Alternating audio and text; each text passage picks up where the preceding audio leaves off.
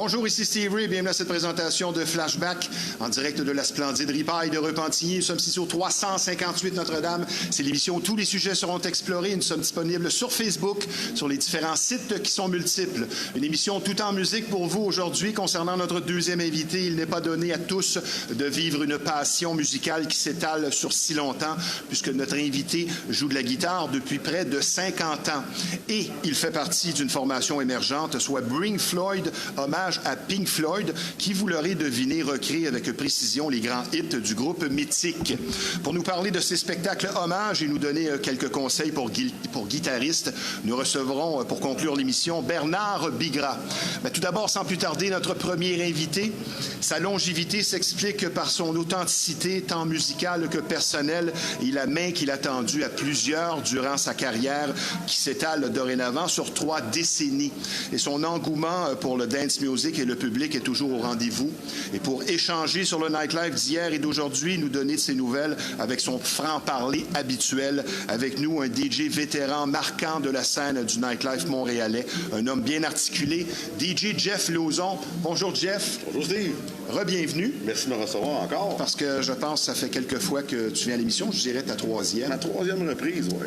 Là, pour la scène du nightlife, tu as été 28 ans au Winston Churchill Pub au centre-ville, un endroit, je pense, pas facile à travailler nécessairement. Une clientèle parfois particulière. Premièrement, félicitations. Merci beaucoup. Parce qu'à part Tony Sansoni, qui a fait 30 ans de 90 à 2020 au Select, je connais personne qui a perduré si longtemps. Maintenant, cette nouvelle a été accueillie par certains avec surprise. Pourquoi tu as quitté le Winston Churchill Pub? Pour des choix personnels qui ne cadraient plus vraiment avec ce que moi je voulais, puis ce que je faisais, puis le pouls un peu de la place pour laquelle j'ai travaillé pendant comme tu l'as dit, 3 décennies. Puis eux autres, ils ont pris une autre direction qui me rendait pas à l'aise, que moi j'aimais pas.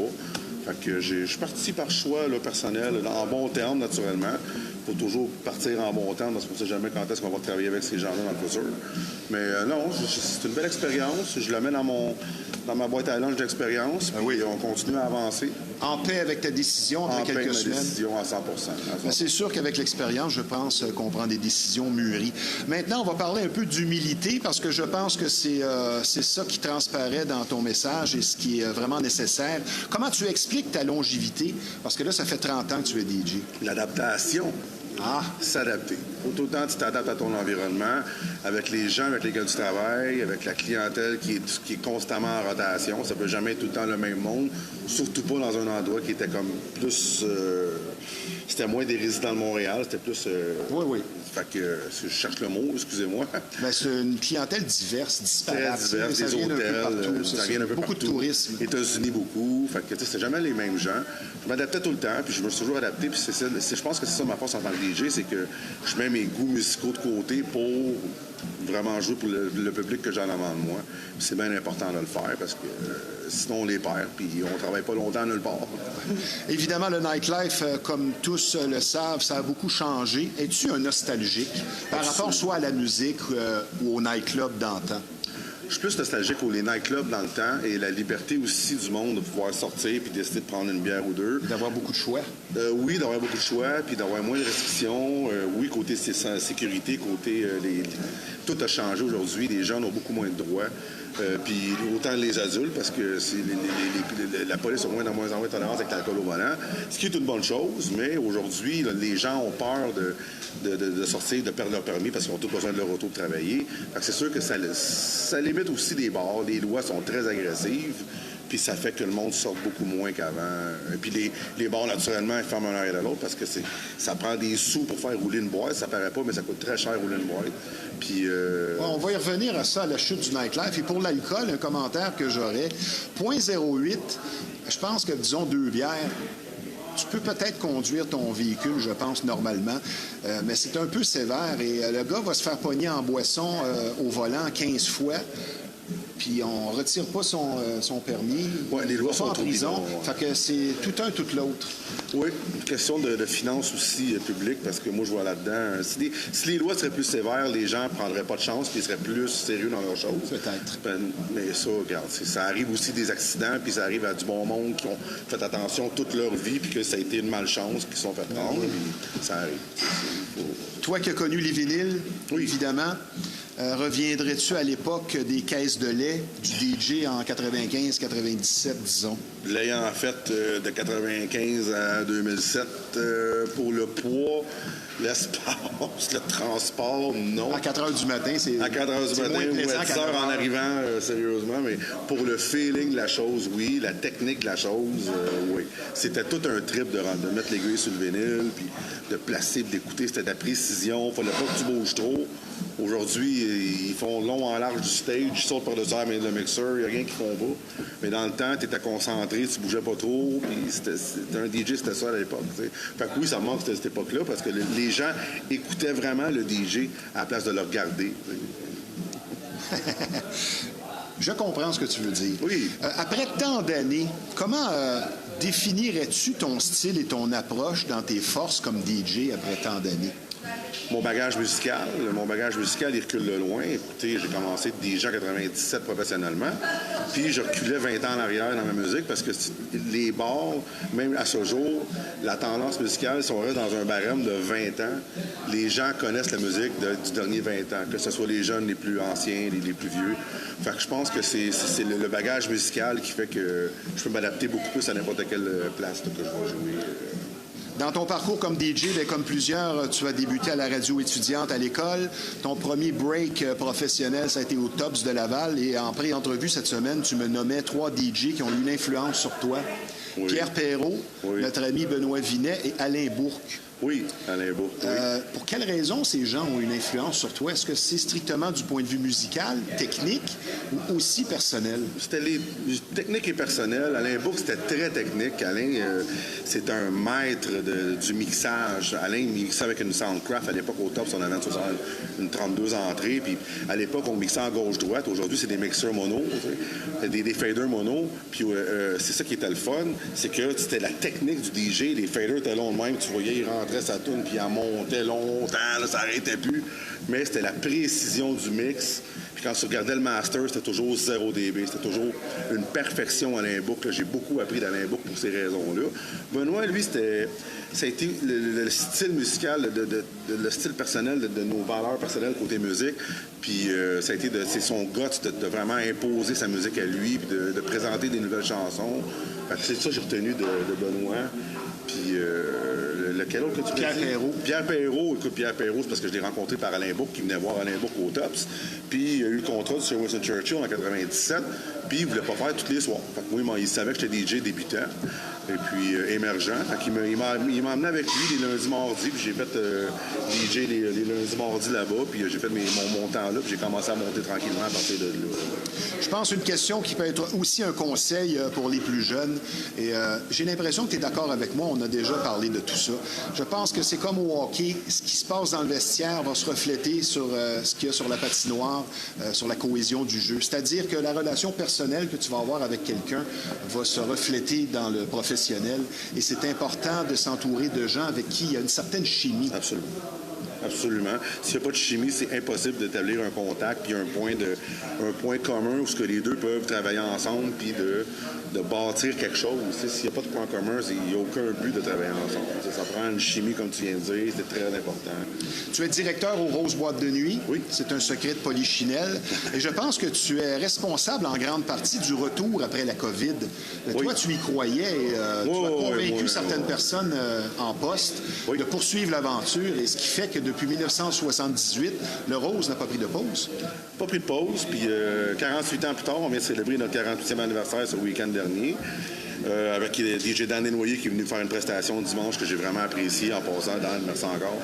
Puis non, c'est qu'après le COVID, on a eu le choix, on a eu une opportunité de le réouvrir.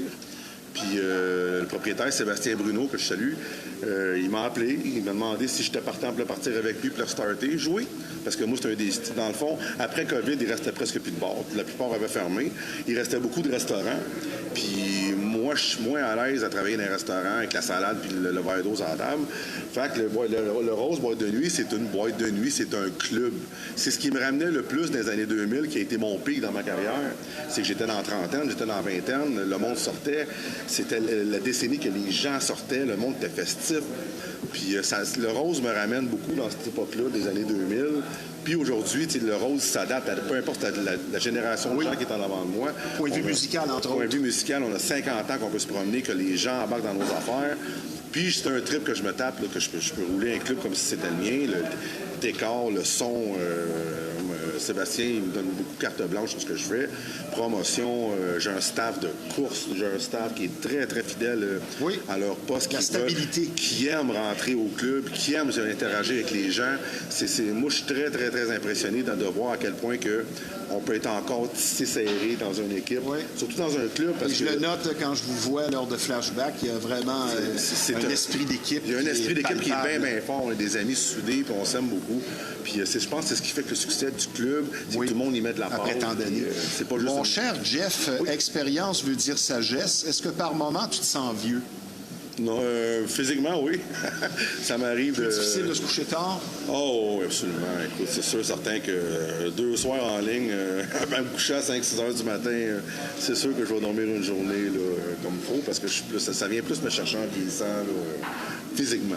J'ai hâte de voir ta réponse à cette question, parce que c'est sûr qu'avec les années, quand on travaille dans le milieu de la musique, même dans les médias, bien, parfois on va vivre des expériences qui nous laissent un drôle de goût en bouche. Oh, oui. Et ce qui guette donc le vieux DJ, l'animateur, employé de nightclub dans sa profession après des décennies de pratique, bien, c'est de devenir amer et de le rester en n'étant pas conscient.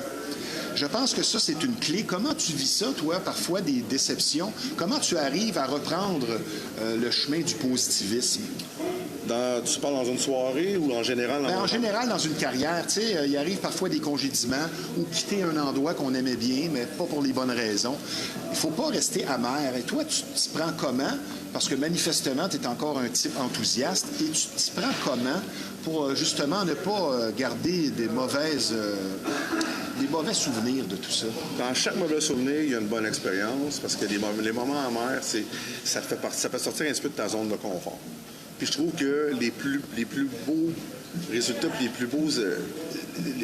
comment dire, c'est que quand on sort dans notre zone de confort, on présente des choses qui sont complètement différentes de ce qu'on fait sur une base régulière qu'on présente, qu'on est à l'aise à faire. Puis on a des beaux résultats parce que souvent on se surprend soi-même à dire mon Dieu, en fin de compte, j'ai eu du fun. Ça a été l'occasion de se découvrir. De voir, puis je me suis adapté, puis ça a été un défi. Puis là, ben, à la fin de ta journée ou de ta soirée, tu arrives chez vous, tu es comme moi, juste que je m'en suis bien sorti, puis tu es fier. Puis je pense que c'est de bâtir un peu ta confiance comme ça qui est bien important. Puis des mauvaises soirées, il va toujours en avoir. Il a toujours pensé aussi qu'il y aura toujours des belles périodes et des beaux moments qui s'en viennent. Oui, de garder le focus là-dessus. Oui. On va parler maintenant de musique actuelle. Est-ce que dans les nouveaux morceaux, l'art du build-up se perd, est disparu ou tout simplement différent de ce qu'on a connu, disons, il y a 30 ou 40 ans? On dirait que le build-up n'est plus la même chose dans les chansons. C'est la longueur de la chanson a beaucoup changé. À l'époque, on avait des chansons en extended ou en club mix qui duraient environ 5 minutes 30, 6 minutes. Et tous les DJ en vinyle, dont moi, on les jouait parce qu'il n'y a pas moyen de le rééditer à l'époque dans notre ordinateur, puis de couper des bouts. Puis ça, c'est quand Claude Guay, j'ai rencontré Claude Guay, que lui m'a fait apprendre vraiment le editing avec un ordinateur. Puis les bouts longs des chansons, bien, on les coupait. Fait que la tourne repartait plus vite. Fait qu'on avait notre réaction de foule qui était tout le temps en montée. Oui, parce que les breaks c'est bon de temps en temps, mais à un moment donné, tu vois que les danseurs sur la piste de danse se regardent, ils savent qu'il y a quelque chose qui s'en vient, mais parfois le break est trop long. Oui. Et je pense que ça, c'est le DJ d'expérience qui va vraiment maîtriser cet aspect-là. Oui, puis c'est le producteur de musique lui-même, les Tiesto de ce monde, les Dom Dolla de ce monde, même à ce jour, il s'adapte. Si j'ai connu du Tiesto des années 2000, que c'était des 6-7 minutes, ces chansons, aujourd'hui, c'est du 4 minutes 30. Il va mixer in 1 minute, out 1 minute. Fait que les chansons jouent environ 3 minutes, 3 minutes 30. Après ça, les gens, ils décrochent parce qu'ils veulent passer à autre chose. On est dans une génération que les gens sont habitués de passer d'une musique à l'autre très rapidement. Je suis contre le rush mix de jouer une chanson 30 secondes puis de revenir d'en sortir trop vite. Les gens veulent entendre la chanson. Les danseurs, je pense que ça correspond à ce que moi, ce que j'appelle, que j'ai observé de mes nombreuses années, de l'ego du DJ, qui passe sur une fripe, que là, il veut te montrer qu'il en connaît des titres. Puis là, pendant 5 minutes, il change de chanson 30 secondes. Il paraît bien là-dedans, il en connaît des chansons, mais le danseur déteste ça. Bien, toute une soirée, oui. Si tu fais un rush mix, un moment dans ta soirée, mais il y en a qui abusent. Là, c'est le fun, parce que là, tu montes ton énergie. C'est ça. Ça monte. Après ça, tu peux continuer puis laisser jouer un peu tes chansons. Mais si tu fais ça avec les plus gros succès de l'heure, il n'y a pas 150 succès de l'heure. Il y en a peut-être une trentaine que tu peux être sûr dans ta soirée que les tunes d'aujourd'hui, c'est tes points de repère dans tes soirées, où ce que les gens, à un moment donné, tu sens que tes pères, tu te donnes un bonbon, tu les ramènes. Puis je pense que c'est une stratégie, DJ. Intéressant. J'aime ce que tu dis, c'est une stratégie. C'est de lire sa piste de danse. Absolument. Encore à ce jour, personnellement, qu'est-ce que la musique t'apporte en premier? Une évasion. Quand je mange mes écouteurs, j'oublie tous mes problèmes de la journée, de la semaine, du mois, de l'année. J'oublie que je vieillis, tu vas le rappeler naturellement. Puis les jeunes DJ de ce jour me le rappellent constamment. Mais non, c'est que j'aime ce que je fais. Puis je pense qu'en aimant ce que tu fais, bien, on se tente jamais de se réadapter puis de s'ajuster. Suivez vos passions, vous aurez de l'ambition. Absolument. Mon cher Jeff, 2-3 questions avant la pause. Pourquoi aujourd'hui on a l'impression que tout le monde veut devenir DJ? La popularité de la chose, puis l'accessibilité de la chose. Aujourd'hui, avec tes contrôleurs, tout est facile. La plupart des gens vont syncer les nouveaux DJ, c'est une bonne chose parce qu'ils ne savent pas mixer en tant que tel des enchaînements, des longs enchaînements comme nous autres on faisait dans le temps en vinyle. Puis il ne fallait pas que l'aiguille saute. Il ne fallait pas que tu aies oublié d'enlever la poussière sur le vinyle.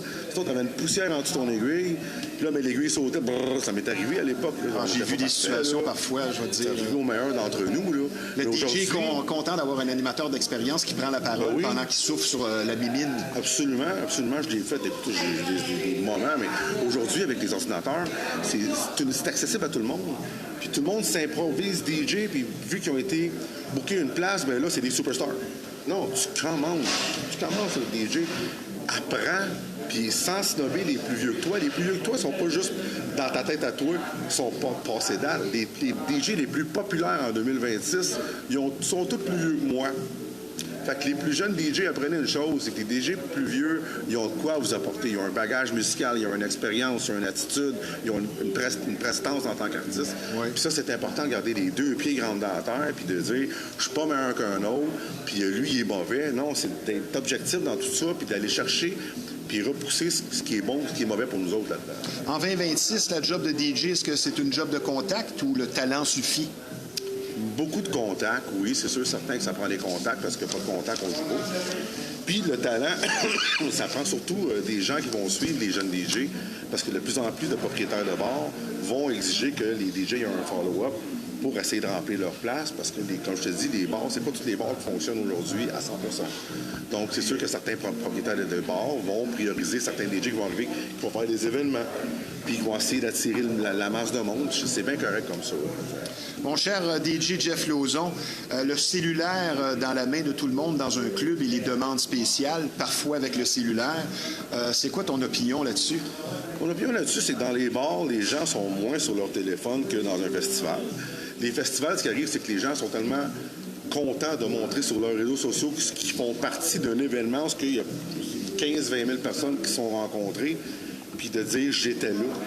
C'est pour ça que le monde filme, parce que le monde qui filme, ils vont filmer l'événement, le DJ, ils n'écoutent pas ce qui se passe dans... On va regarder des événements comme Huguel qui est venu ce week-end au club.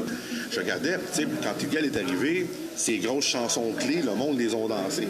Mais au moment que Huguel est arrivé, Là, tout le monde filmait. Donc, on n'écoutait même pas la chanson qui jouait. Et dire qu'à une certaine époque, disons il y a 30 ans, quelqu'un se serait présenté là avec sa ciné-caméra, aurait été mal vu, et maintenant tout le monde filme. Tout le monde filme. Tout le monde filme. Tout le monde a le téléphone dans les mains. Mais c'est plus dans les festivals et dans les événements. Les bars, les gens restent quand même. Au Rose, j'ai pas vraiment ce problème-là. Je vais avoir des demandes spéciales sur un téléphone, oui, à l'occasion. Mais même à ça, c'est la beauté du Rose, c'est que j'ai presque pas de demande spéciale. Les gens embarquent justement dans ce qu'on fait. Rapidement, avant la pause, on ne vit pas de regrets. Après 30 ans de carrière comme DJ, félicitations. Merci. Mais est-ce en rétrospective, y a-t-il quelque chose que tu ferais peut-être différemment? Différemment, non, parce que ça m'a apporté ce que je suis aujourd'hui. Puis quand même, j'aurais fait des choses différemment. Les places pour lesquelles j'ai aimé travailler, que j'ai donné ma vie, auraient fermé d'une façon ou d'une autre. Fait que j'ai pris vraiment ce que j'avais à apprendre dans ces places-là. Puis aujourd'hui, ça m'a amené ce que je suis. Je travaille moins professionnellement dans le sens qu'avant, je vivais de ça. Aujourd'hui, bien là, j'ai plus un travail de semaine qu'il faut que j'agence à tout ça pour continuer à payer mes comptes. Mais tu n'arrêterais pas le DJ. Mais j'arrêterais pas de DJ. Je ne saurais pas quoi faire non, c'est ça. Mon cher Jeff Lauzon, nous allons prendre une petite pause. Ça ne sera pas tellement long. C'est un plaisir de te recevoir ici à la Ripaille, puisque je vous rappelle que vous regardez l'émission Flashback en direct de la splendide Ripaille de Repentigny. C'est un endroit charmant, un personnel souriant, mais surtout accueillant qui vous attend ici sur place. On vous offre d'excellentes assiettes, et ce, 7 sur 7. Et je vous recommande personnellement la pizza au four à bois, qui est tout simplement inoubliable. Donc, une atmosphère appréciée, des spectacles de qualité, de tout pour tous les goûts. Nous sommes ici au 358 Notre-Dame à Repentigny. Donc, la Ripaille, une institution mythique, mais surtout sympathique. Et je vous rappelle également que nous sommes présentement en conversation avec une figure connue du nightlife depuis plusieurs années déjà, DJ Jeff Lauzon. Bonjour. Toujours autant d'activités, tant sociales que musicales, chaque week-end à la Ripaille de Repentigny, comme je vous le répète. Et cette semaine ne fait pas exception. La promesse est tenue. Plaisir et musique, comme toujours, au programme. Demain, jeudi, le 21 mai, dès 19h30, c'est la formation officielle de la Ripaille, soit le Powerhouse Band, qui vous attend ici. C'est une soirée dorénavant instaurée tous les jeudis, un jam session où le public est invité à venir performer, pratiquer avec nous sur scène, donc apporter micro et instruments de musique pour l'occasion. Des musiciens d'expérience vous attendent sur place pour un plaisir vraiment assuré musicalement. Et bonne nouvelle, plutôt rare de nos jours, l'entrée est tout à fait gratuite. Ça, c'est fort. Et toujours demain, jeudi, le 21 mai, n'oubliez surtout pas que pour regarder le premier match de demi-finale du Canadien en Caroline, la Ripaille est l'endroit vraiment tout désigné, parfait, avec une ambiance du tonnerre pour l'occasion. Plusieurs écrans géants sur place, de multiples spéciaux sur la bière notamment, chandail du CH à faire tirer. Bref, un match du Canadien à la Ripaille se veut une expérience des plus complètes et agréables. Puis vendredi, le 22 mai, dans 2 jours, dès 19h, le Cowboy Barbu sera des nôtres pour animer une autre soirée de musique country et de danse en ligne pour l'occasion. Puis samedi, le 23 mai, 21h, un pilier du hip-hop et du rap québécois viendra célébrer ses 25 ans de carrière déjà, soit Cire Pathétique, sur scène, ici même à la Ripaille, pour présenter ses nombreux hits mémorables. Cire Pathétique a toujours eu des paroles qui viennent se démarquer, qui ne laissent personne indifférent dans ses chansons. On peut réserver une table pour des soupers-spectacles, donc, dès 17h au 450-581-8100. Et par ailleurs, n'oubliez pas, une nouveauté de la Ripaille, déjà depuis un certain temps, l'occasion parfaite pour se faire de nouveaux amis. Les dimanches, dès 11h, venez dîner ou déjeuner avec nous, amateurs de danse en ligne, avec de l'excellente musique pour ce type d'événement, avec Daniel Le Paradis à l'animation. Puis, pour conclure, un autre week-end de diversité musicale, dimanche, qui s'en vient le 26 mai. Non, dimanche, on va être c'est ça, le 20, 21, 22, 23, 24, je m'excuse, le 24 mai. On conclut donc avec un 5 à 7, vin, fromage et jazz.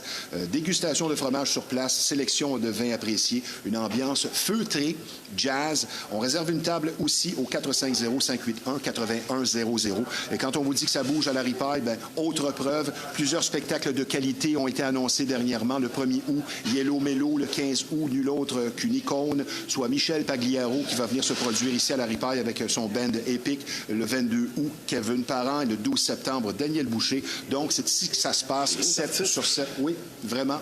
Et comme vous pouvez donc le constater chaque semaine, beaucoup d'actions et de tout pour tous les goûts à la Ripaille, et ce, depuis 1975. Maintenant, sur une note un peu plus sérieuse, vous allez être traité avec beaucoup d'écoute et de compréhension. Si vous vivez une infestation, vous aurez compris ici qu'on parle de bébites. Et pour certaines familles, c'est carrément un drame. Et plus vous attendez, plus le problème va s'aggraver. Donc, la solution à une infestation, c'est Rive-Nord Extermination. C'est près de 40 années d'expérience d'expérience qui vous attendent sur place. Une entreprise familiale très sérieuse, un service personnalisé. Donc, la solution à une infestation, Rive-Nord Extermination. Le numéro de téléphone dans le 450, c'est le 582-6706. Mon cher Jeff. Oui. Dans ta longue carrière qu'on peut qualifier de prolifique, y a-t-il un moment ou peut-être un DJ modèle ou une situation vécue qui t'a transformé comme DJ? Pas vraiment. J'ai toujours été assez constant dans mes choses et surtout mes résidences. Stable. J'ai été stable. La stabilité, j'ai préféré la stabilité aux gros moments, aux gros événements. Et j'ai priorisé. Puis à l'époque, c'était... Tu étais un DJ de club, comme tu me disais cette semaine. De discothèque, de plancher de danse. Oui. J'aime les festivals, j'aime les événements, j'aime faire des Serenity de ce monde avec Jonathan Quérillon et compagnie, tout ça. Mais j'aime aussi les bars où je connais ma crowd, je connais mon monde, je connais un peu le pouls de la salle. Okay. Puis ça, ben, dans certaines salles, cette familiarité-là, on l'a pas tout le temps. C'est pour ça que je choisis beaucoup les endroits où je vais jouer. Okay. Parce qu'en vieillissant, ben, j'aime ça m'adapter, mais j'aime ça aussi aimer pour qui je vais jouer, puis la musique que je vais jouer, c'est très important. On va philosopher ensemble et c'est peut-être une question conseil. Est-ce qu'un jeune DJ a besoin de connaître parfois une mauvaise soirée pour apprendre certaines choses? Absolument. Absolument. Des choses qu'on voit peut-être même il n'y a pas tellement longtemps. Oui. Est-ce que c'est nécessaire? Oui, c'est nécessaire. Certains vont en apprendre. Certains autres vont continuer dans leurs idéologies. Mais la plupart, je pense que la belle chose d'être un DJ débutant, c'est vraiment de prendre l'expérience. Puis c'est ça de grandir en étant humble et apprendre à groundé et aussi enseignable, très enseignable aussi. C'est d'apprendre des conseils des DJ sans nécessairement tout les prendre. On a chacun notre pouls, on a chacun nos façons de faire les choses. Mais les conseils judicieux de mes DJ, mes confrères DJ 20 ans en arrière de moi, les Michel Simard de ce monde, les Claude Guy de ce monde, j'ai beaucoup appris de ces DJ-là avant de devenir professionnel. Puis ce qui fait qu'aujourd'hui, ben j'apprends toujours encore parce que le DJ apprend tout le temps. Ça, c'est une marque d'humilité. Oui. Même si le métier a beaucoup évolué dans le DJing, est-ce que lire sa piste de danse demeure la clé? La clé, 100%. 100%. Si tu lis pas ta piste de danse, tu as beau avoir les meilleures playlists au monde, mais si tu n'accroches pas ton public avec ce que tu fais, puis tu n'accroches pas dans ton public comment eux réagissent, tu n'as aucun impact. Puis en n'ayant aucun impact, bien, personne ne se souvient de toi. Un sujet dont on a déjà parlé plusieurs fois, toi et moi. Aider les autres, c'est très honorable, mais peut-être que parfois ça peut nous nuire et devenir un désavantage. Et comme on dirait, être trop bon. Oui, absolument. Bien, dans trop gentil. Oui, dans n'importe quelle situation de la vie, d'ailleurs. Ça, je l'ai appris récemment. Mais oui, c'est d'aider les gens, de tendre la main aux gens. On ne sait jamais à qui on tend la main. Des fois, on tend la main à un ange. Des fois, on tend la main à un diable. Ou des gens qui n'ont pas de gratitude aussi. Aucune gratitude. C'est ce qui explique quand je disais que les DJ plus jeunes, les plus coquilles, les vampires, qui vont snobber les DJ un peu plus vieux. Mais dans le fond, ils n'ont pas vraiment grand-chose à offrir. Ouais. Moi, j'ai bien hâte de voir ta réponse à cette question parce que là, je m'adresse aux gars de club de longue expérience. Parfois, quand certains consomment de l'alcool, le comportement change drastiquement. Et ma question, est-ce que la boisson en révèle beaucoup et révèle la vérité sur quelqu'un? Pas nécessairement. L'alcool est un accélérant d'émotions. Tout dépendamment de l'émotion qui vient nous chercher à ce moment-là, c'est une question de contrôle personnel. Ça, on le développe avec le temps. De ne pas laisser l'alcool nous envahir dans nos émotions. Je pense que c'est la pire chose qui peut arriver. En tant que DJ, il faut tout le temps rester neutre dans nos affaires. Au pire, on se fâche après la fin de la soirée. Je pense que la discipline a fait partie de ta recette. Oui. Oui, puis c'est de repenser après le lendemain, puis de repenser aux événements de ta soirée, des moments clés, puis tu sais, de sonner des fois, il y a un moment qui va te revenir si tu es en boisson ou en alcool, il va faire je le referai pas celle-là. Okay. Puis c'est important de se la rappeler de ces moments-là, de dire j'ai eu l'air vraiment d'un clown. À partir de là, ben, on les fait de moins en moins ces situations-là. Est-ce que le DJ, spécialement aujourd'hui, se doit-il de connaître tous les titres, toutes les chansons? C'est impossible. Il y a tellement de musiques différentes. Les gens, il y a tellement de sous-genres aujourd'hui, de connaître tous les sous-genres. C'est impossible. Je pense pas que c'est possible. À l'époque du vinyle, à l'époque même des CD, c'était quand même possible. Au moins connaître les grands classiques. Oui, connaître les grands classiques et connaître aussi des succès de l'heure. Puis les succès de l'heure, ils durent beaucoup moins longtemps qu'avant. Les succès de l'heure vont durer 1 mois, 2 mois. Après ça, on n'en entend plus jamais. Mais dans notre temps, les succès classiques, ils pouvaient durer 5, 6, 7 ans, puis les gens les demandent encore. On va poursuivre dans la même veine. Qu'est-ce qui fait qu'une chanson, un hit, va perdurer dans le temps, ce qu'on appelle un chef-d'œuvre? Sur son originalité. Okay. Son originalité. Ça n'a pas rapport nécessairement aux notes. Moi, je trouve que c'est le hook du début. C'est le hook, absolument. C'est la vibration générale de la chanson, de la production qui y est pour beaucoup. La qualité de la production aussi, la qualité de l'interprète aussi, des textes. Moi, je trouve que ça a beaucoup d'impact. Juste la musique pour de la musique, on ne peut pas se souvenir d'un titre s'il n'y a pas de parole dedans. Donc, l'interprète est extrêmement important. J'aimerais maintenant avoir ta définition d'un terme un peu flou. Quelle est ta définition du terme underground? Underground, c'est de la musique qui ne joue pas à la radio. C'est la musique qui ne joue pas dans un bar qui est mainstream. Mainstream, c'est que c'est un marché de musique qui est beaucoup plus ouvert à faire plaisir à toutes les catégories de gens qui sont en avant de toi. Puis le monde underground, ben, c'est un petit peu les DJ qui voudront tout le temps présenter de la musique avant-gardiste, jamais entendue, qui va faire découvrir la musique aux gens, parce que n'importe quelle musique underground va devenir, si elle est très bonne, commerciale. Parce que les gens vont vouloir la entendre. Ben moi, je trouve qu'Underground fait beaucoup référence à l'ambiance, et c'est pour ça que j'ai inscrit Sous-sol, Mystère, Bulle du temps, Atmosphère sombre. Je pense qu'un ne va pas sans l'autre. On va maintenant procéder, en terminant, puisque nous sommes bousculés par le temps, à des questions rafales où tu vas me répondre par un nom, un mot ou une phrase. Okay. Toi qui as connu la période dorée du nightlife, disons, on va dire de 80 à 2005, tout a bien changé. Si tu étais un DJ débutant aujourd'hui en 2026, qu'est-ce que tu ferais pour te démarquer et trouver du travail? En une phrase ou deux. Une phrase ou deux, mon Dieu. Aujourd'hui, en 2026, je travaillerai à mon branding. Le branding et puis mettre beaucoup de mix sur les réseaux sociaux de ce que je fais avec moi qui est en train de les mixer. Donc, se servir beaucoup des réseaux sociaux, absolument. Ça serait une clé. Les réseaux sociaux aujourd'hui, c'est indispensable. Alors, celle-là, je l'aime, cette question-là. Je l'ai posée à un autre DJ dernièrement. Pourquoi un DJ aide et encourage les autres DJ? Et un autre DJ, lui, fait tout pour tasser et éliminer la concurrence. Ah, mon Dieu, c'est une bonne question. Tu l'aimes, celle-là, Tu l'aimes, celle-là. Tu penses déjà à du monde. Oui, mais ça, les noms... Ben non, c'est pas important. Sauf que j'ai toujours été un gars qui donne, qui aime donner aux suivants. J'aime aider les gens.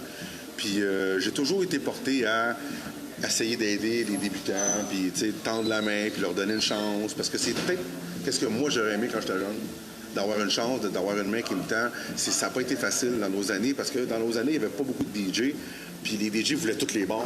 Aujourd'hui, il n'y a plus de bars, mais il y a 100 000 DJ. Fait que tout le monde se fait du coude, c'est comme un aréna, c'est quelque chose. Un panier de crabes. Et c'est ce qu'on va faire avec DJ La Relève 2026, le 30 mai, au complexe Sky. Encore une adrénaline d'avant-match, après toutes ces années? Encore une certaine nervosité de ma prestation. Oh oui, demain, je suis sur la récupération de Play F1 jeudi de 9h30 à 11h. Puis je suis le dernier artiste qui se présente. Puis c'est pour devant 5000 personnes. Là, pour moi, ça exige beaucoup. Intéressant. Parce qu'il faut se donner, il faut être expressif, puis il faut sourire avec les gens, il faut interagir beaucoup avec les gens. Qui, moi, est très introverti, bien, ça me sort de ma zone de confort. Mais c'est un défi que je suis prêt à relever, puis je relève toujours à chaque fois, puis je suis toujours content de le faire. En comparaison, est-ce que le métier de DJ est plus exigeant ou moins exigeant qu'il y a 25 ans? Il est plus exigeant aujourd'hui par rapport à tout ce que les DJ doivent faire. Dans le temps, on jouait de la musique, on gardait notre monde, puis on revenait la semaine d'après. Aujourd'hui, c'est les réseaux sociaux, c'est de se réinventer, c'est de tout le temps être un peu partout, que les gens... Il y a un intérêt pour le contenu qu'on y met. C'est plus une question juste du DJ en tant que tel. Une question fantaisiste. Si tu pouvais revenir dans le temps, tu retournerais en quelle année et dans quel club et pourquoi, rapidement? Ah, Seigneur. Moi, je retournerais en 2005. J'étais au Tops à Laval. J'étais au Level After Hours. Donc, je faisais les clubs. Je faisais les after hours. Puis je travaillais en ville 2 soirs semaine. Ça a été une grosse année pour toi. Je travaillais, ces années-là, j'étais à la radio 3 soirs semaine, 4 soirs semaine. C'est merveilleux. Énergie à 99 Virgin. Et j'avais beaucoup d'exposure par rapport aux places que je travaillais. Puis j'aimais les places où je travaillais, que je pouvais jouer tellement de style. Puis j'arrivais dans l'after hour, puis là, je pouvais me gâter puis jouer moi. Ça, c'était tout. Dernière question. Tu te retrouves sur une île déserte et tu n'as droit qu'à un seul album d'un seul artiste. Tu choisis qui? Peu importe l'année. Pink Floyd. Ça C'est serait ça Pink pour Floyd. Bernard? Non, je suis un fan fini de Pink Echoes. Floyd. Echoes, Dark Side of the Moon, OK. Pulse. Réponse surprenante pour les gens qui croient qu'un DJ l'album, ne fait que du dance music et de l'afrobeat. Non, je fais du house, je fais plusieurs styles, mais je suis un gars qui aime tous les genres musicaux. À la limite, à certaines catégories que je ne veux pas mentionner pour friper du monde. Il y a certaines, comme j'ai mes goûts personnels. Oui. Mais non, c'est le Pink Floyd, le rock. J'ai quand même beaucoup aimé le rock des années 80. Ça me rappelait mes ongles des parties de sous-sol avec la Budweiser puis la batte 50 sur la table. C'est ça. Des vacances cet été, mon cher Jeff? Oui, Des petites oui. vacances. Des petites vacances. On commence un nouvel job de jour.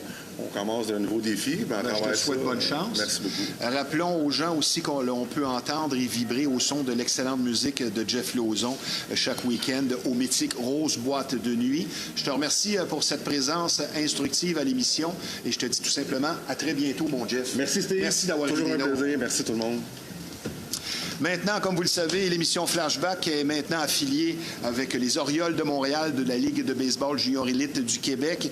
Et pour la saison 2026 qui a débuté dimanche, en cette superbe journée, toute l'équipe était vraiment fin prête pour le début de saison qui s'amorce. Beaucoup d'optimisme et d'enthousiasme autour et au sein de l'équipe, et notamment avec le personnel d'instructeurs dont Sébastien Richer, Jean-Luc Blaquière et le grand patron, directeur gérant, entraîneur-chef de l'équipe, notre ami Renaud Catelier. Et avant la rencontre, une minute de silence a été observée en la mémoire du président Roger Brilotte qui nous a quittés le 20 mars dernier. D'ailleurs, le circuit est maintenant dorénavant renommé en son honneur. Et ce premier match de l'année à domicile a bien commencé avec le numéro 16, Vassili Kolasitas, qui a frappé le premier coup sûr de l'année, un double. Et les 4 premiers frappeurs des Orioles se sont rendus sur les buts. C'était 1-0 après une manche pour Montréal, mais ce n'est vraiment pas assez, puisque malheureusement, les Pirates de Laval ont inscrit plusieurs points lors de manches productives, dont un grand chelem pour se sauver avec la victoire 11-1 en 5 manches seulement, puisque maintenant, quand il y a 10 points d'écart après 5 manches, c'est terminé. Un match dont on aurait voulu un dénouement différent, une partie donc à oublier. Mais les Orioles se sont bien repris hier soir à domicile avec une victoire décisive de 6-1 contre l'ABC. Et la fiche du club donc est maintenant de 1 victoire et 1 défaite. Le prochain match aura lieu jeudi, soit demain, le 21 mai à 19h30 contre les Bisons à Saint-Eustache, puis dimanche 14h contre les Cards à Ville-la-Salle. Et rappelons qu'hier, dans la victoire des Orioles, Maxime Descaries, le receveur, s'est distingué. C'est sa première année avec les Orioles. Il s'est distingué avec 4 points produits sur un simple et un retentissant coup de circuit. Et c'est le lanceur Charles-Antoine Tripp qui a mérité la victoire, ne concédant qu'un seul point en 4 manches travaillées. Et comme je vais vous le répéter à chaque semaine, un match de baseball de la Ligue de baseball junior élite du Québec, spécialement au superbe stade Gary Carter, un stade rénové, est une activité agréable, abordable et vraiment pour toute la famille. Donc, on souhaite bonne chance à nos nouveaux partenaires de l'émission, les Orioles de Montréal. Nous avons vraiment beaucoup de fierté d'être affiliés à cette équipe. Maintenant, je vous parle d'un partenaire important de l'émission Flashback. Depuis quelques années, les gens prennent conscience de l'importance d'une saine alimentation pour une bonne santé. Et l'alternative pour vous, c'est Pure Keto, un marché d'alimentation unique spécialisé en alimentation faible en glucides notamment. Pure Keto est parfait pour maintenir ou revenir à un poids santé. Depuis 6 ans déjà, Pure Keto vous offre fraîcheur et qualité, des produits variés, également des plats prêts à manger équilibrés, parfait aussi pour diabétiques, expertise et courtoisie toujours au rendez-vous et nos prix sont évidemment compétitifs. Par ailleurs, pour des conseils judicieux et un accompagnement vers votre réussite, le sympathique propriétaire Patrick, qui a lui-même perdu 160 livres, toujours sur place pour vous guider. Donc, pour aller de l'avant avec votre santé, Pure Keto, 358 Notre-Dame, local 130 à Repentigny. Le numéro de téléphone dans le 450, c'est le 582-88-88. Pour votre santé, chez Pure Keto, on a ce qu'il vous faut. De nos jours, maintenant, il est de plus en plus difficile de trouver un service de coiffure et barbier traditionnel et c'est justement ce que vous offre l'unique salon de coiffure et barbier Roger, un endroit qui existe depuis près de plus même de 50 ans, ce qui en dit long sur sa popularité et sa fiabilité. Donc, des services de coiffure et de coupe classique de barbier, de teinture et de mèche, hommes et femmes. Non seulement une crédibilité établie sur du solide, mais surtout une courtoisie et un professionnalisme inégalé. Un salon impeccable où vous serez servi avec le sourire. Le salon de coiffure Roger, reconnu tant pour la qualité que la gentillesse du personnel, avec ou sans rendez-vous. C'est sur 313 rue Notre-Dame à Repentigny. Le numéro de téléphone dans le 450-582-2525. Le salon de coiffure et barbier Roger pour une satisfaction et un service de qualité assuré. Nous enchaînons maintenant avec une petite gorgée, mon cher ami. Bien sûr. Bonjour, Steve. Ça va bien? Ça va très bien, toi? Autour donc de notre deuxième invité, il pourrait être professeur de musique, lui qui pratique de façon régulière la guitare et ce depuis près de 50 ans. Et pour nous parler du groupe dont il fait partie, soit Bring Floyd, hommage à Pink Floyd, ainsi que de la discipline qu'il s'impose dans le plaisir qui lui permet d'être régulier comme une horloge dans la pratique de son instrument favori. Avec nous, un guitariste intense et passionné, Bernard Bigras. Comment vas-tu, Bernard? Ça va très bien. Très content d'être ici. Bien, re-bienvenue parce que tu as déjà joué à la Ripaille il y a de cela très longtemps. Ça fait très longtemps. L'ancienne Ripaille qui a passé au feu. Exactement. Maintenant, avant de parler de la création du groupe, pourquoi Pink Floyd d'un point de vue musical? Premièrement, c'est un groupe mythique. Il y a tellement de bonnes chansons qui passent à travers toutes les époques. À chaque spectacle, la plupart du temps, il y a du monde de tout âge. Autant du monde de 20 ans, 40 ans, 60 ans, ça touche tout le monde. À ce moment-là, c'est ouvert pour tout le monde. Il n'y a pas un style particulier que ça va juste viser une certaine clientèle. Puis, à ce que je sache, même moi, j'ai toujours aimé ça. C'est pas une mince tâche de reproduire un groupe comme Pink Floyd, que je veux dire, il y a tellement d'éléments musicaux. Oui. Même sur scène, j'imagine qu'il y a aussi votre décor et votre façon de vous présenter. Je veux dire, pas facile tout ça? Pas facile, non, c'est sûr. Moi, je personnifie David Gilmour. Il y a un style, très beau style, tout en délicatesse. Tous ces solos sont réfléchis. Il y a une nuance, exactement. C'est comme Comfortably Numb, oui. On en parlait avant l'émission. Oui. Le solo de guitare, c'est pas la rapidité, c'est pas tout ça, mais il y a quelque chose qui se passe quand tu écoutes cette chanson. Oui, le style, l'énergie de la chanson, comme d'autres bonnes chansons d'ailleurs, à travers toutes les époques. Mais c'est sûr qu'ils ont fait leur chemin à travers les années, puis c'est un peu pour ça qu'on a choisi vraiment ce groupe mythique-là. Donc, mais tous les membres du groupe aussi aiment Pink Floyd en partant, c'est sûr, là. C'est définitif. Maintenant, on va parler de toi comme guitariste. Yes. Parce que 50 ans, 5 décennies de guitare, c'est quelque chose. Je suis sous l'impression que tu joues pratiquement tous les jours. Oui, pratiquement. Tu te définis comment dans ton style et ton approche comme guitariste? Moi, je suis un guitariste quand même qui a toujours aimé le rock. C'est sûr qu'il y a de la bonne musique autant jazz, autant mais j'ai toujours été classic rock. Donc, tout ce qui va avoir une guitare distorsionnée va me faire triper, comme on pourrait dire, exactement. Et puis, dans le groupe Pink Floyd, les solos sont tout le temps avec distorsion la plupart du temps. Donc, c'est ce que j'aime. Mais à travers le temps aussi, j'ai joué plein de groupes, plein de bands, plein de covers, d'autres bands. Puis, ça m'a toujours permis d'aller plus loin, d'aller essayer d'autres choses. Fait que c'est sûr qu'on ne se le cache pas, j'ai essayé toutes sortes de musique, toutes sortes de groupes quand même, mais je reviens tout le temps vraiment au classic rock. C'est ce qui me fait vraiment vibrer. Et la chanson qui est considérée comme la première en disqué avec la distorsion, c'est Rumble 1958. Oh, allez, OK. Et le guitariste Ray, là, son nom m'échappe, ça fait exprès, avec son tournevis, des trous. OK. Puis ça a occasionné une certaine distorsion. C'est considéré comme la première chanson. C'est assez spécial. Qu'est-ce qui fait un bon guitariste en 2026? Moi, je te dirais quelqu'un qui va être capable de reproduire pas mal toutes les bandes, tous les sons, puis qui va avoir son style aussi en même temps. Là. Parce que c'est sûr, tu peux imiter un band, être en cover, mais si tu n'as pas de feeling, tu n'as pas rien qui te fait vibrer, tu vas juste comme reproduire, point. Fait que c'est d'être capable de donner ton style le plus proche possible. Avec émotion. Exactement, feeling. Et je pense que quand tu es rendu à un certain point, la guitare devient comme ton cinquième membre. Tu vas jouer sans la regarder, ta guitare, sans regarder ton manche, et c'est là que tu atteins un niveau suivant. Donc, perfectionniste. Oui, je suis très perfectionniste. Difficile à vivre au quotidien? Non, pas à ce niveau-là. Okay. Je suis tout le temps un bon train, il n'y a pas de problème. J'ai du plaisir. Sauf que quand je vais performer en musique, je vais tout le temps aller chercher jusqu'à temps que je sois satisfait, c'est sûr. Mais je ne serai pas un mauvais parti pour la band de reprocher, c'est pas ci, c'est pas ça. Moi, je vais aller chercher exactement pour moi en essayant, oui. Maintenant, la question, Comment tout ça a débuté, l'aventure Bring Floyd, hommage à Pink Floyd? Parce que je pense que ton ami Vincent Vinci, Oui. Qui est le fondateur du groupe, a Exact. vraiment dit son mot là-dedans. Oui, dans le fond, c'est vraiment Vincent que c'est un de ses rêves de jeunesse.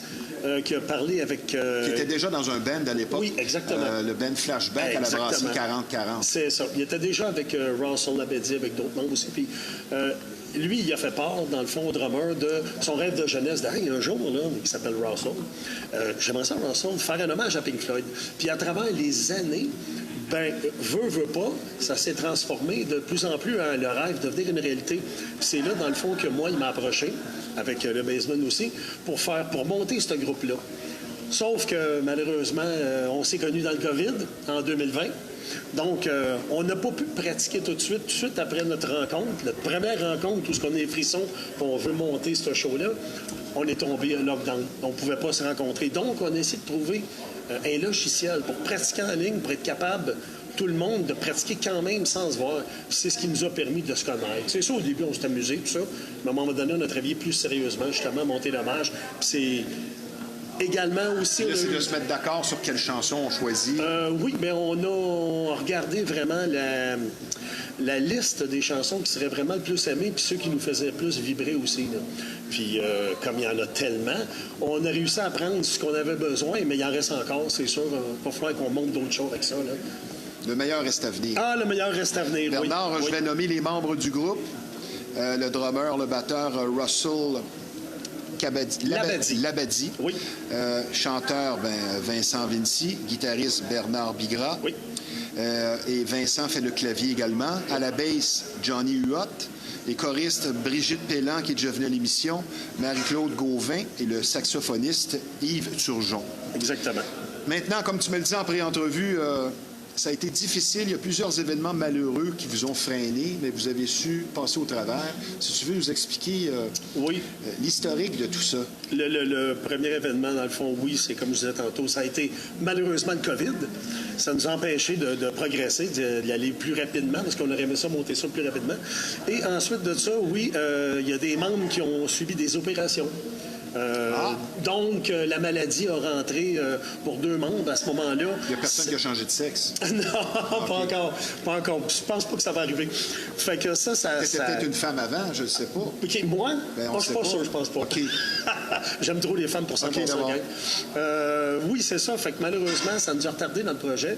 Mais une fois que tout a été réglé, les embûches sont passées, là, on a pu vraiment travailler le projet puis commencer à démarrer les spectacles puis enligner ça.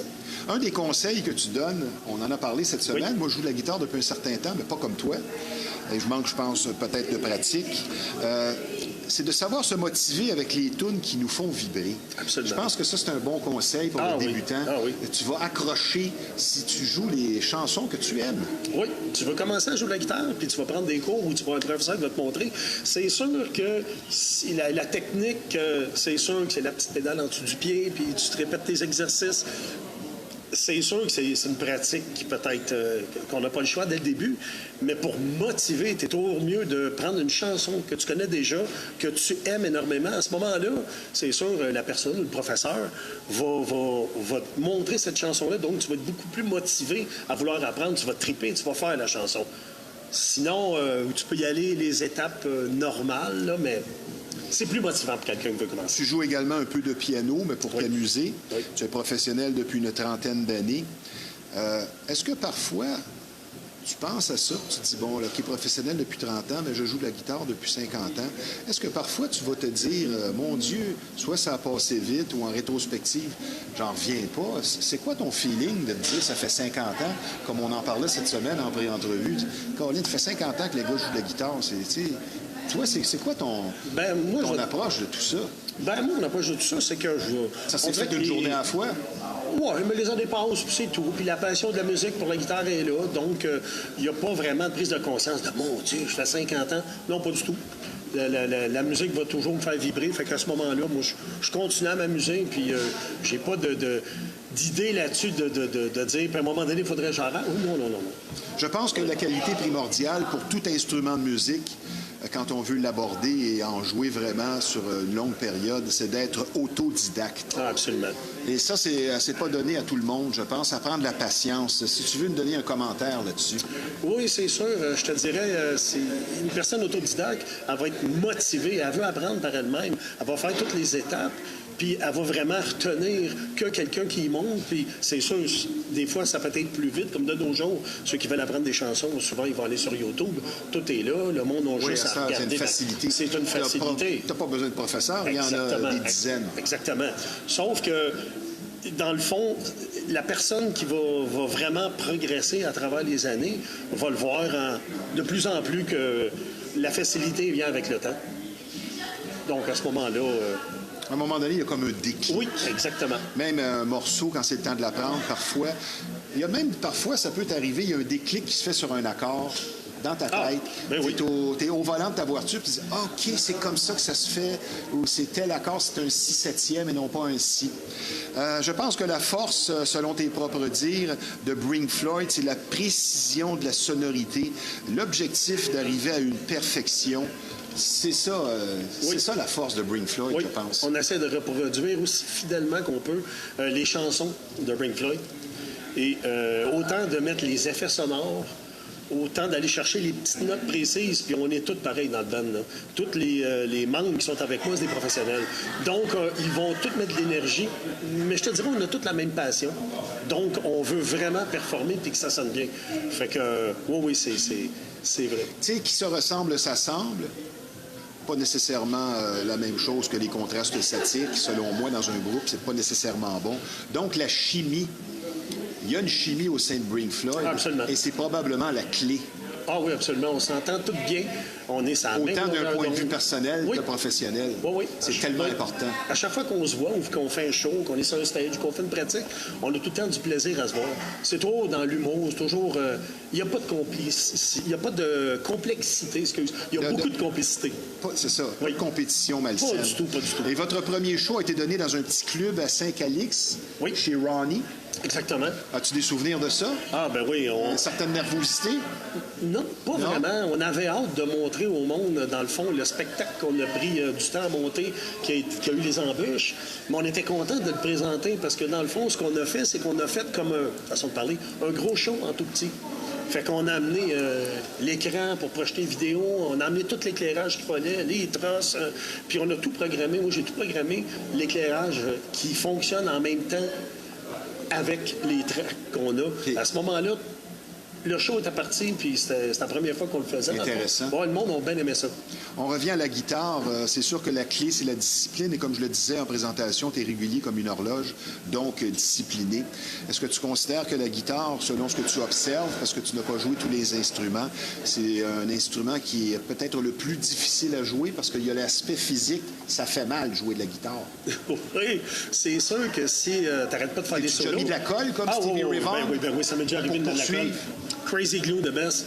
Aïe, Non, mais aïe. oui, c'est Ou un terrible. ongle qui veut lever. Ben, c'est surtout qu'à force de Puis faire... c'est long à guérir, ça. Oui, des bands ou des overbands, c'est sûr, ça arrive, ça fait que tu pratiques pendant 2-3 heures, puis tu fais des solos. À un moment donné, la petite peau, elle écarte, la petite ligne de sang... Donc, ben, c'est l'instrument le plus difficile?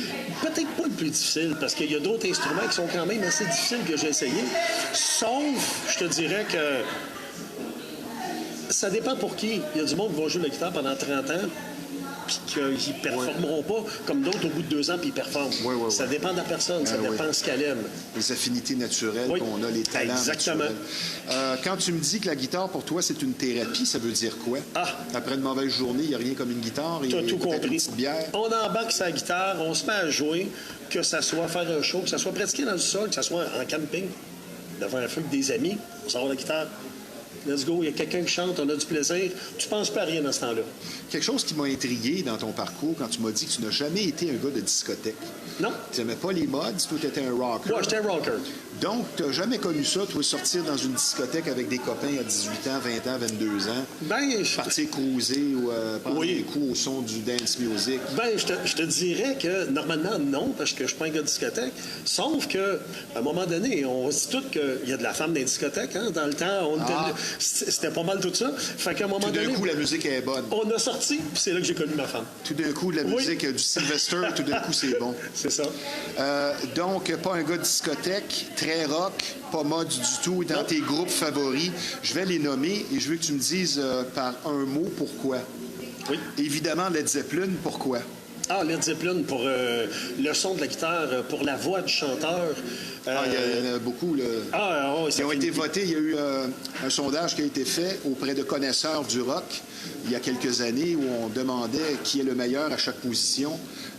Et les 4 meilleurs, c'était les 4 du groupe Led Qui ont Zeppelin. sorti, ben oui, ça je veut comprends. tout dire. Et dire que Ben le oui. drummer ne se trouvait pas bon était complexé. Évidemment. Black Sabbath, pourquoi?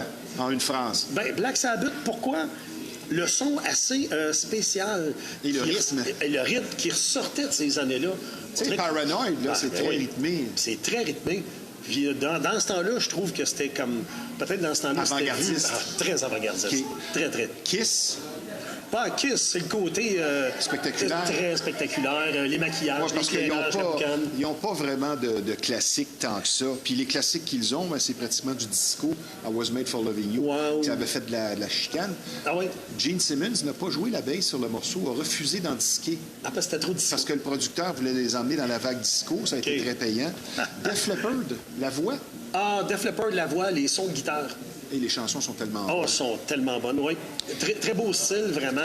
Van Halen, je ne sais pas pourquoi je te pose la question, parce que c'est assez clair que C'est très clair. que c'est le Guitariste guitariste. spectaculaire, autant de son style, autant les chansons qui étaient bonnes. Ouais.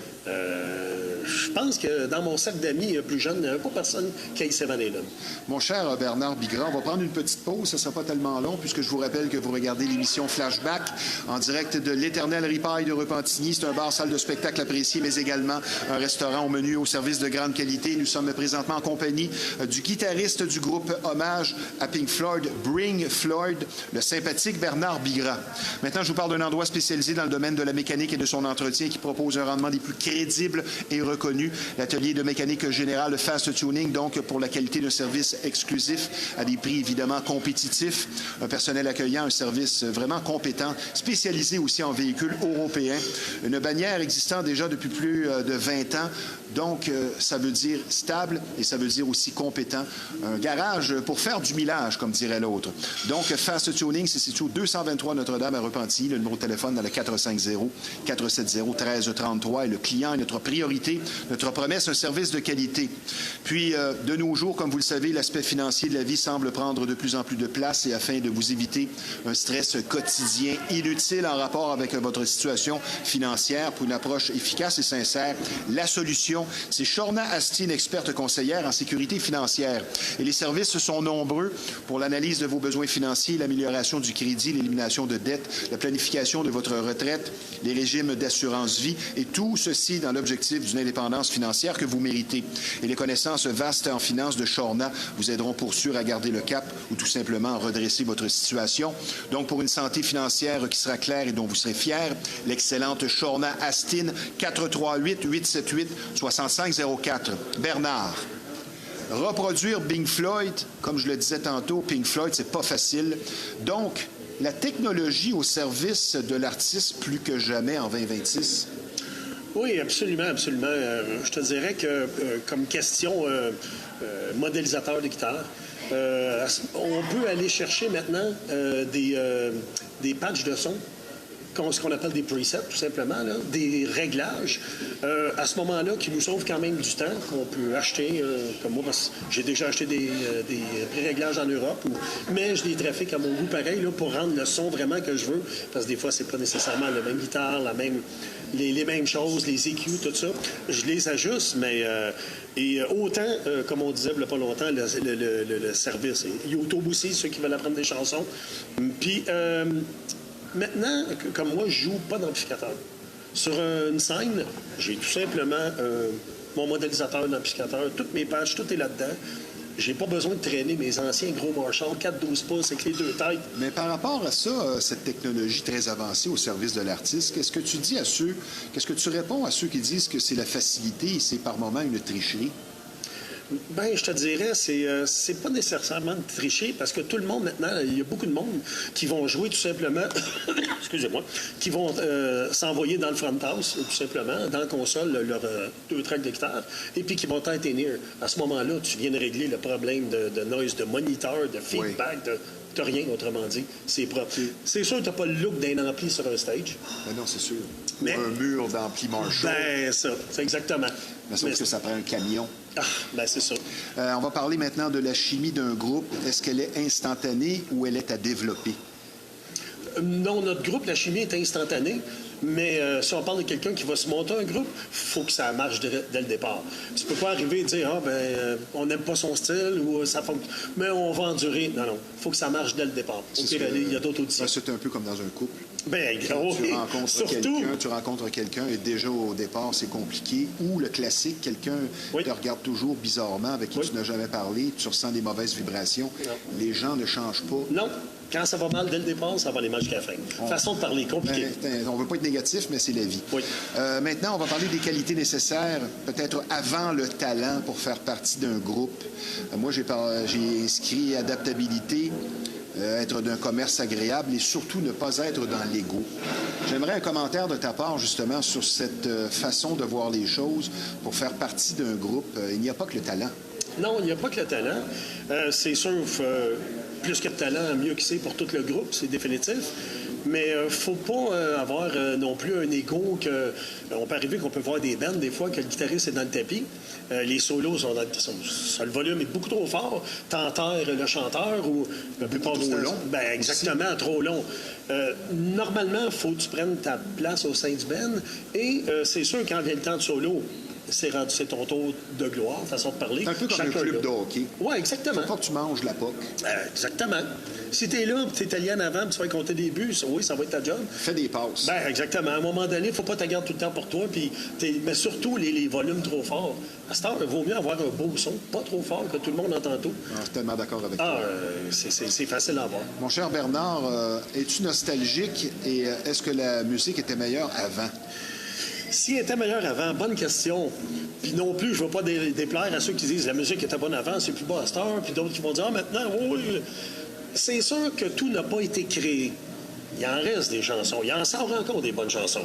Mais la musique d'avant ne pourra jamais être remplacée. Mais c'est comme un entonnoir, de moins en moins. C'est sûr, c'est sûr. Tous les anciens groupes qui ont démarré l'évolution dans le son du rock, autant côté distorsion, les Led Zeppelin, les Black Sabbath, on pourrait nommer, c'est sûr que tout le monde sont inspirés de ça pour continuer. Mais avant ça, ils n'avaient pas tellement à ce niveau-là. C'était vraiment clean. Dans ton parcours, des moments clés pour te motiver, mais vous êtes 4 frères. Et toi, tes frères jouaient de la musique et ça t'a beaucoup inspiré. Ah, absolument, absolument. Moi, Ils jouaient de la guitare? oui, dans le fond, moi, j'ai peut-être commencé à 13 ans, je jouais de guitare. Puis j'avais mes 2 frères qui faisaient de la musique qui étaient plus vieux que moi. Normand qui jouait de la bass qui chantait, et Mario, et Normand qui chantait, lui qui était dans des bands Black Sabbath. Puis quand il arrivait le soir, à ce moment-là, moi, je le voyais arriver, puis je voulais commencer à jouer parce que j'avais été voir un spectacle. Fait que ça me motivait. Moi, j'étais jeune, mais j'aimais ça. J'aimais la scène, j'aimais... Puis à ce moment-là, il a commencé à me montrer à jouer un peu de guitare. Puis tranquillement, après ça, là, je suis tombé vraiment autodidacte par moi-même à apprendre puis à continuer. Mais toute la famille, on est pas mal dans la musique. J'ai un frère plus jeune, lui, joue du piano. Les 2 autres, comme je te dis, un chanteur, l'autre... Toi, dans tes passe-temps, c'est simple, c'est guitare et musique. C'est pas compliqué. Oui. Maintenant, un sujet dont on a abordé la question cette semaine, c'est comment tenir sa guitare. Toi, tu me dis qu'il faut être confortable avant tout parce que avant, c'était la guitare haute. Oui. Après ça, la guitare très basse, très spectaculaire comme Jimmy Page. Oui. Qu'est-ce que tu penses de cette question? Qu'est-ce que tu recommandes aux plus jeunes? Ben, moi, je Parce que toujours jouer assis, c'est peut-être pas la meilleure des choses. Non. Il va falloir que tu te lèves à un moment donné. Ben oui. Surtout si tu vas avoir du feeling.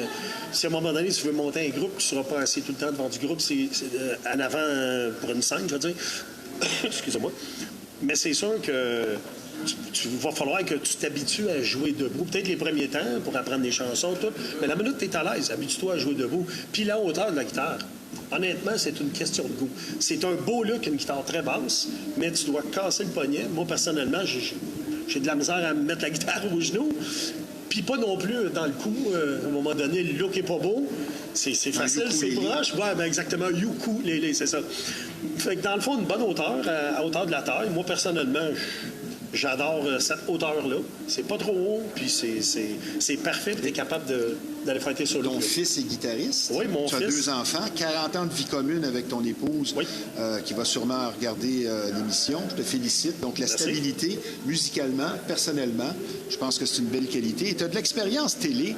À 7 ans, déjà, tu faisais des annonces de publicité. Oui. Si tu veux nous parler de ça brièvement. Ben, dans le fond, ma mère m'a rentré, moi, dans un studio de diction. J'avais 7 ans. Puis les pichistes prenaient souvent des enfants là, à ce studio-là, pour faire des annonces. Que ce soit des annonces autant de la voix, de la post-synchronisation pour d'autres, des émissions. À ce moment-là, moi, je passais les auditions, mais ça marchait pas mal parce que j'ai fait de ça de 17 ans jusqu'à 17 ans. Donc, on faisait des spectacles à chaque année, tout ça. Et tes parents étaient derrière toi pour tout ça, Ils voulaient me pousser comme évidemment. comédien, comme humoriste, comme finalement, un changement de carrière. Tu es un peu comédien, je pense. Oui. On parle avec toi, tu es toujours oui. prêt pour une bonne blague et je pense que tu es fait pour la scène. Ma dernière question, un peu prévisible peut-être, je vais tomber dans le cliché, mais je suis vraiment intrigué de voir ta réponse. Quel est le meilleur guitariste de tous les temps selon toi? Ah, mon Dieu! Le meilleur guitariste de tous les temps, Tu dois vraiment répondre. Là. C'est une question qui est très difficile à répondre. Tu pourrais donner 5 noms, puis ce serait bien correct. Mais ton goût personnel, et tu dois vraiment répondre. Tu as un pistolet sur la tempe. Là. OK. Il y a 5 balles, disons, je ne meurs pas après, je suis correct. La première chose, je répondrais, c'est sûr que Jimmy Page va être dans mes coups de cœur. C'est sûr que Van Halen va être dans mes coups de cœur. Un autre guitariste, peut-être, qui c'est pas tout le monde qui va connaître, c'est Yngwie Malmsteen. C'est un virtuose. Mais disons que... Mais ton premier choix, c'est Jimmy Page? Je pense que Page, c'est le plus complet aussi, Page, parce qu'il y a la vitesse, il y a tous les sons, jouer avec son archer. Oui. Une prestation bientôt pour Pink Floyd? Oui, on va passer en spectacle, on va être au Chasse-Galerie le 12 septembre. C'est à la Valtrie. Et pour se procurer des billets, on peut passer par Facebook? Oui, exactement, sur notre site. Okay. Si vous voulez aussi vous mettre membre de Pink Floyd, alors on a au-dessus de, en ce moment, on est rendu quasiment 1000 membres. Donc, ça va nous faire plaisir. Bientôt 2000. On ne sait jamais. Félicitations pour la constance. Merci de ta présence à l'émission. C'était vraiment un plaisir. Je te souhaite tout le succès mérité et un autre 50 ans de pratique de guitare. Et tout simplement, à bientôt, Bernard Bigras. Merci d'avoir été des nôtres. Merci beaucoup. Merci, Burley. Maintenant, en terminant, si vous avez des idées noires, il ne faut pas laisser celle-ci l'emporter, une cause que nous avons à cœur ici sur Flashback. Pour une écoute active, je donne des numéros de téléphone, 1-866-APPEL. Il y a tel aide dans le 514-935-1101 ou tout simplement le 988. Et un gros merci au Centre d'imagerie Pixel que l'on surnomme et pour cause l'incontournable quand on parle d'imprimerie, de graphisme, tout simplement le numéro 1 de la Rive-Nord. C'est sur 351 Notre-Dame à Repentigny. Un service varié, très professionnel. Et le numéro de téléphone dans le 450-654-9944. Ici Stevie Ray. Merci à nos 2 invités. À la semaine prochaine. On va continuer, terminer, je pense. Êtes-vous content, monsieur? Oui.